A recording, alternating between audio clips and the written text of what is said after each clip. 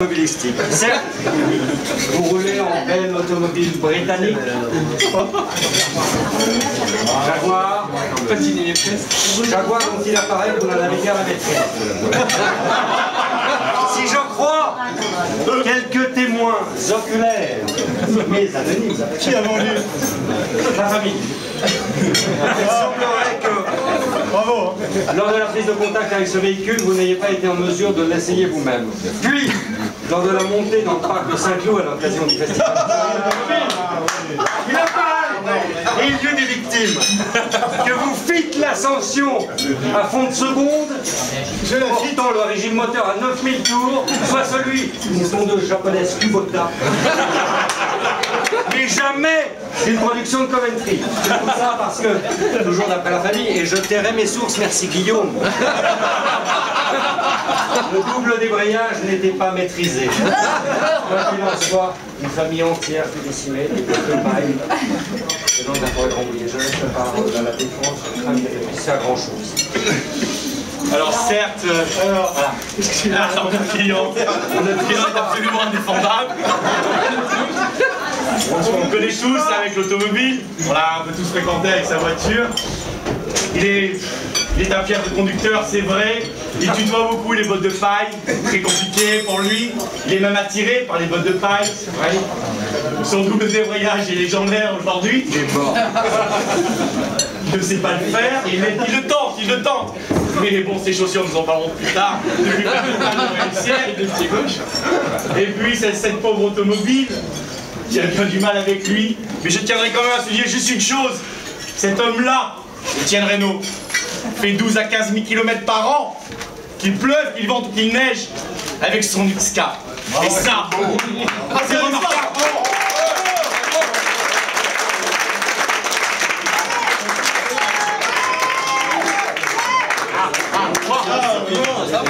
Ici, la voix du peuple n'est pas le droit. Deuxième grief. Exact. Deuxième grief. L'aléa vestimentaire du sieur Reynaud. Ce garçon qui fut un exemple pour les modistes suisses. Je pense à nos amis Paul. Ce garçon qui fut le chantre de la veste cintrée, qui m'influença moi-même, moi, procureur général, sur la place de Paris. Ce garçon se promène aussi de manière récurrente avec un bonnet de réfugié péruvien qui fait honte. On le voit dans les dîners en ville, bien accompagné avec ce jean troué. Non, monsieur. Vous faites honte. Alors, jetez aux orties ce bonnet, et puis tout le reste. Faute de quoi vous seriez sans doute. Mais le pire est à venir. La parole est à la défense. Alors j'ai été commis d'office, j'ai pas choisi. Non, il ne vous a pas choisi. Donc c'est un petit peu difficile pour moi parce que je comprends pas grand chose à tout ça. Il partage les goûts au niveau des chaussures à peu près aussi proches de ceux de Mickey Rourke. Il nous a mis des chaussures en serpent.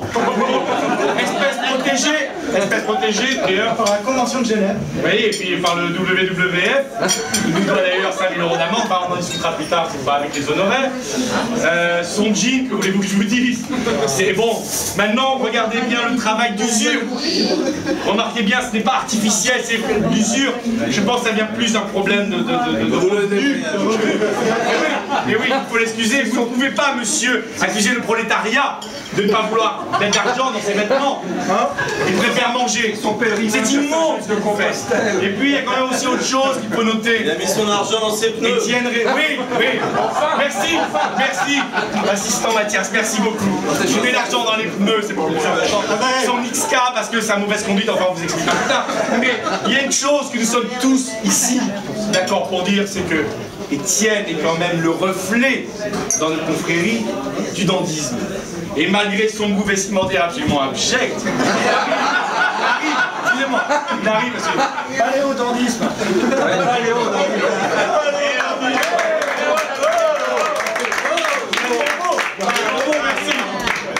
Ah, tu as pris un stagiaire. C'est bien. vais finir celui-là là, j'arrive. On a encore un petit Merlin. Malgré son style paléo-dandy, il partage avec Mickey Rourke. Eh bien écoutez, il reste pour nous la référence du dandisme. Et quand vous regardez sa charmante femme qui est magnifique, croyez-vous que si vestimentairement parlant, ça c'est pas bien.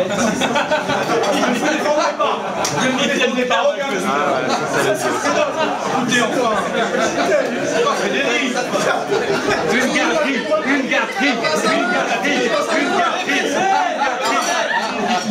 Je vous laisse ma carte. Je vous laisse ma carte, au cas où vous êtes attaqué. Regardez ma carte. Donc, je disais, malgré ces goûts absolument abjects, auxquels je ne comprends rien, nous sommes tous d'accord pour dire que la tenue vestimentaire est bizarre, mais que l'homme la porte bien, c'est bien ça l'essentiel. Le pire est à venir.